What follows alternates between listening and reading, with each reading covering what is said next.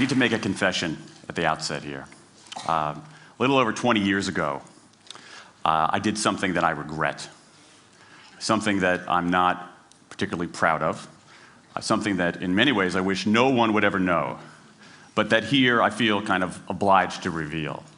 In the late 1980s, in a moment of youthful indiscretion, I went to law school. Now,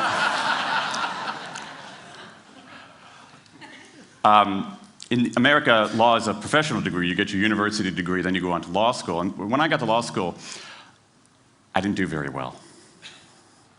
To put it mildly, I didn't do very well. I, in fact, graduated in the part of my law school class that made the top 90% possible. Thank you. I never practiced law a day in my life. I pretty much wasn't allowed to. But today, against my better judgment, against the advice of my own wife, I want to try to dust off some of those legal skills, what's left of those legal skills. I don't want to tell you a story. I want to make a case.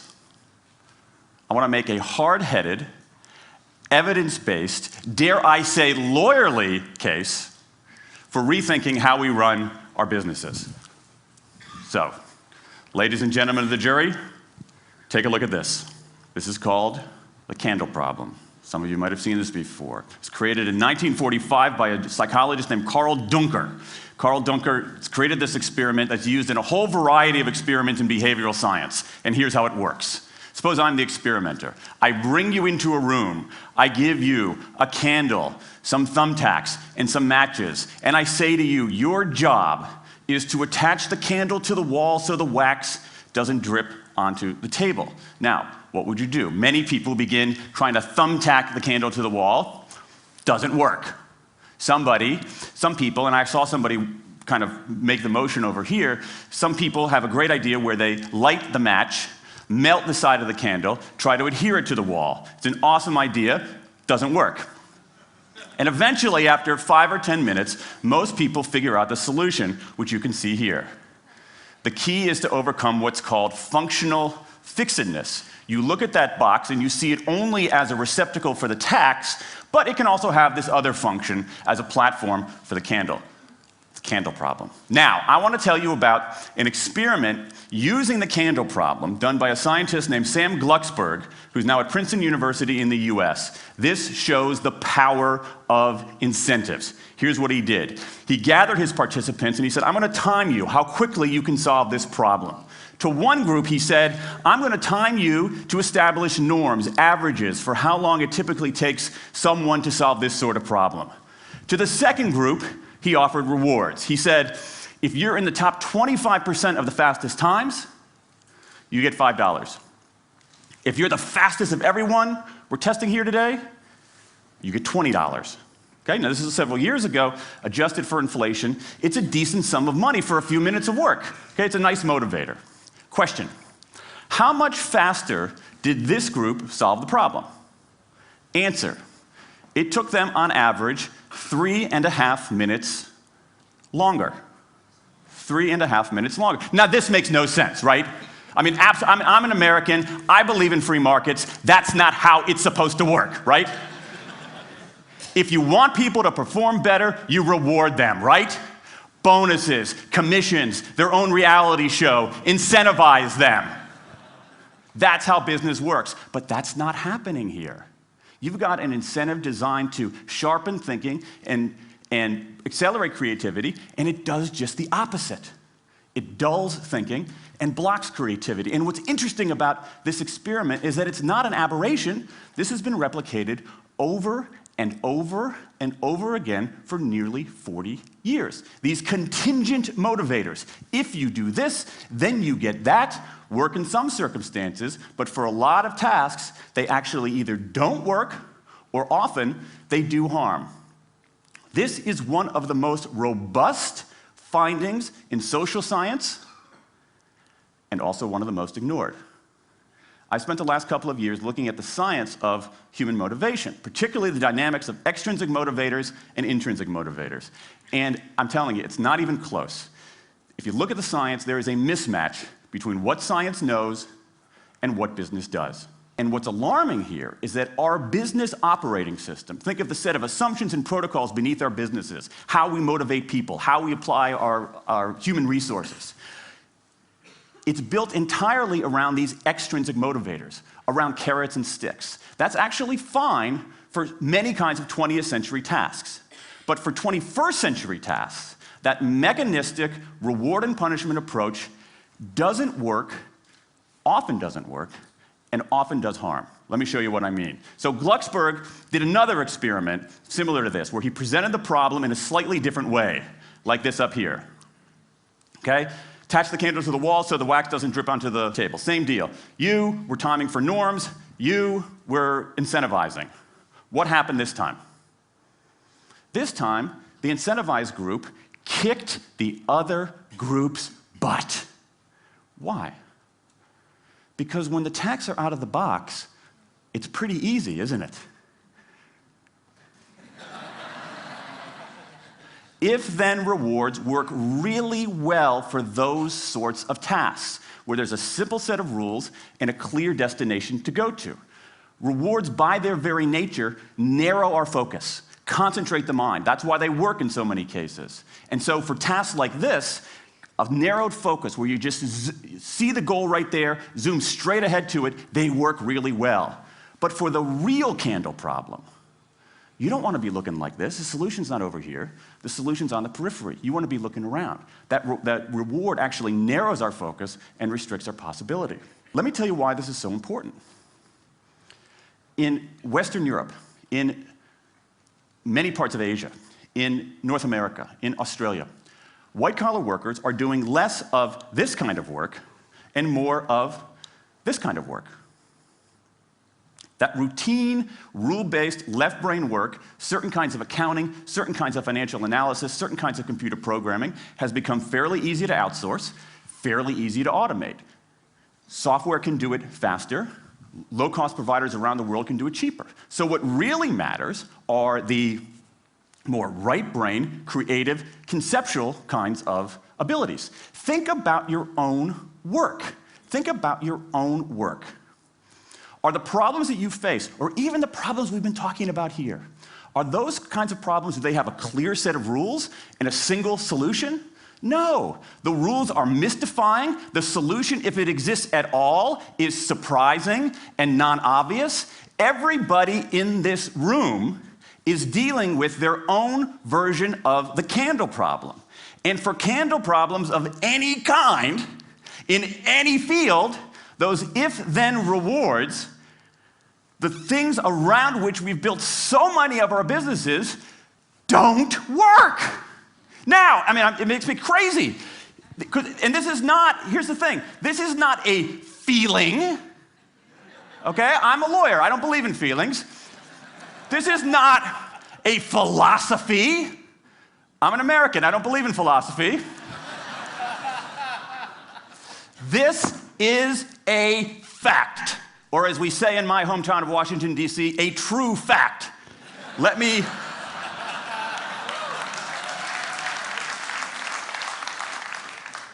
give you an example of what I mean. Let me marshal the evidence here, because I'm not telling you a story, I'm making a case, ladies and gentlemen of the jury. Some evidence. Dan Ariely, one of the great economists of our time, he and 3 colleagues did a study of some MIT students. They gave these MIT students a bunch of games that involved creativity and motor skills and concentration. And they offered them for performance 3 levels of rewards. Small reward, medium reward, large reward. Okay? Do really well, you get the large reward, on down. What happened? As long as the task involved only mechanical skill, bonuses worked as they would be expected. The higher the pay, the better the performance. Okay? But once the task called for even rudimentary cognitive skill, a larger reward led to poorer performance. Then they said, okay, let's see if there's any cultural bias here. Let's go to Madurai, India and test this. Standard of living is lower. In Madurai, a reward that's modest by North American standards is more meaningful there. Same deal. A bunch of games, 3 levels of rewards. What happens? People offered the medium level of rewards, did no better than people offered the small rewards. But this time, people offered the highest rewards. They did worst of all. In 8 of the 9 tasks we examined across 3 experiments, higher incentives led to worse performance. Is this some kind of touchy-feely socialist conspiracy going on here? No, these are economists from MIT, from Carnegie Mellon, from the University of Chicago. And do you know who sponsored this research? The Federal Reserve Bank of the United States. That's the American experience. Let's go across the pond to the London School of Economics. LSE, London School of Economics, alma mater of 11 Nobel laureates in economics. Training ground for great economic thinkers like George Soros and Friedrich Hayek and Mick Jagger. Just last month, economists at LSE looked at 51 studies of pay-for-performance plans inside of companies. Here's what the economists there said. We find that financial incentives can result in a negative impact on overall performance. There's a mismatch between what science knows and what business does. And what worries me as we stand here in the rubble of the economic collapse is that too many organizations are making their decisions, their policies about talent and people, based on assumptions that are outdated, unexamined, and rooted more in folklore than in science. And if we really want to get out of this economic mess, and if we really want high performance on those definitional tasks of the 21st century, the solution is not to do more of the wrong things, to entice people with a sweeter carrot or threaten them with a sharper stick. We need a whole new approach.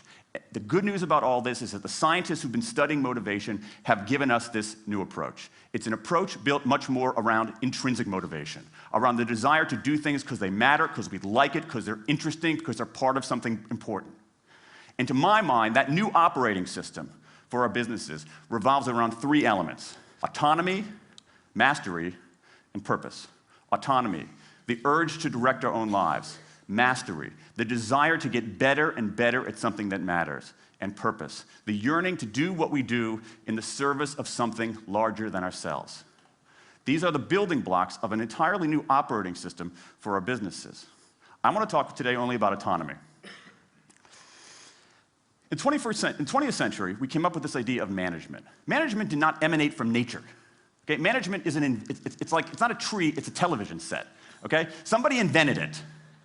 And it doesn't mean it's going to work forever. Management is great. Traditional notions of management are great if you want compliance. But if you want engagement, self-direction works better.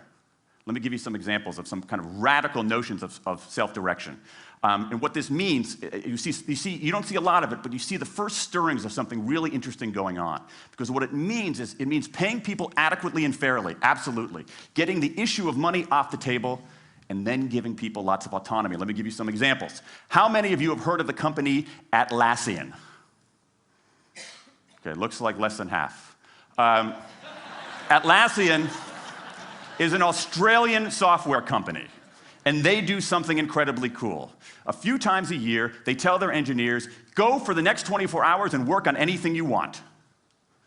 As long as it's not part of your regular job. Work on anything you want. So the engineers use this time to come up with a cool patch of code, to come up with an elegant hack. Then they present all of these stuff that they've developed to their teammates, to the rest of the company, in this wild and woolly all-hands meeting at the end of the day.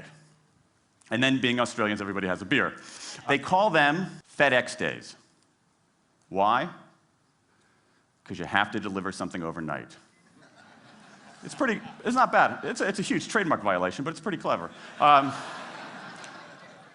one day of intense autonomy has produced a whole array of software fixes that might never have existed. And it's worked so well that Atlassian has taken it to the next level with 20% time, done famously at Google, where engineers can spend 20% of their time working on anything they want. They have autonomy over their time, their task, their team, their technique. Okay? Radical amounts of autonomy.